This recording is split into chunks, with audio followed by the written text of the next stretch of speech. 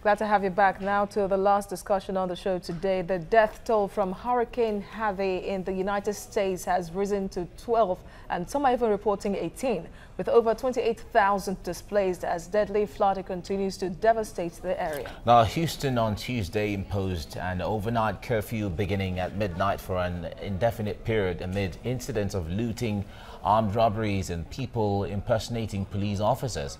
Now, President Donald Trump visited Texas earlier on Tuesday to survey damage from the first major natural disaster to test his leadership in a crisis as record rainfall from Tropical Storm Harvey lashed Houston, and tens of thousands of people were forced out of their homes. Now, the slow-moving storm has brought catastrophic flooding to Texas, paralyzing Houston, America's fourth most populous city.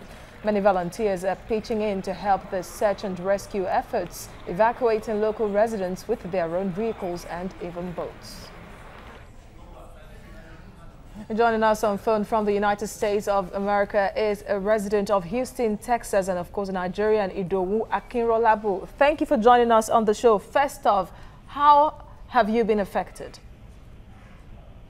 Well, everywhere is flooded here, and we are unable to go to work. We are unable to do anything. We are just indoors.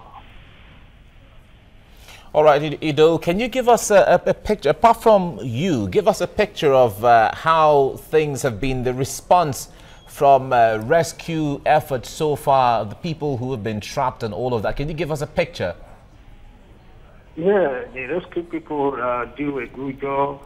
They came all over the state, from Maryland, from Chicago, from Ohio, do the rescue mission. They're really doing a great job. And how people, tell us how people have got support from neighbors around. I'm talking about support for those that are getting relief materials. Yeah, the government has just made some shelters, and they will just take them there, give them relief packages, and they are really taking care of very well. All right, we hear of robberies and impersonation of police officers. Now that the security agencies should be aware of this, is there any effort to safeguard people's property and the environment? Well, concerning the looting and stuff like that, everything has put in place, and I think that should be a big news.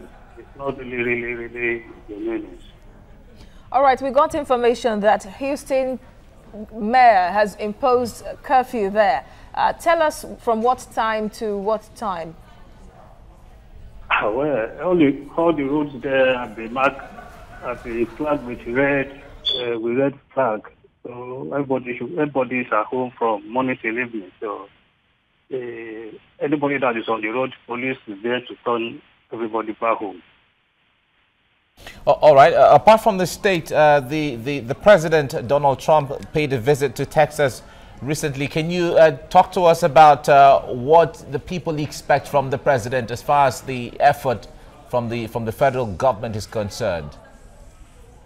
Can you say it again? Now, I'm saying that the President, Donald Trump, paid a visit to Texas on Tuesday. Can you tell us what the people expect from him? What promises did he make? Well, what he just said was that all the damage will be quickly put in place, and I think that they said that they need close to $30 billion to repair the damage, and he promised that all those things will be done within a stated time. Idowu Akinrolabu, thank you for the updates of what is going on at the moment in Houston, Texas, in the United States of America. Thank you for the information. And it's so sad, really, what people are going through there. And the latest now is that Harvey, the hurricane, is expected to make landfall today in Louisiana. That's a neighboring state to Texas. With that, is going to expand the devastation. But we hope that because as it gets farther into the hinterland, the impact is supposed to reduce. And we expect that the coming days we'll be seeing, even within Texas, some of the flooding had receded gradually. So we expect that things will really normalize. And rescue effort has been on, and really security agencies must be commended, and all the environment response agencies have really been on their toes all the while. That opened their centers for people that were displaced by the flood to set up there. I think I like the effort by people themselves who are saying, okay, I have 3 bedrooms, for instance. You can come, anyone can come stay, share with us, and so on. That's the spirit. Indeed.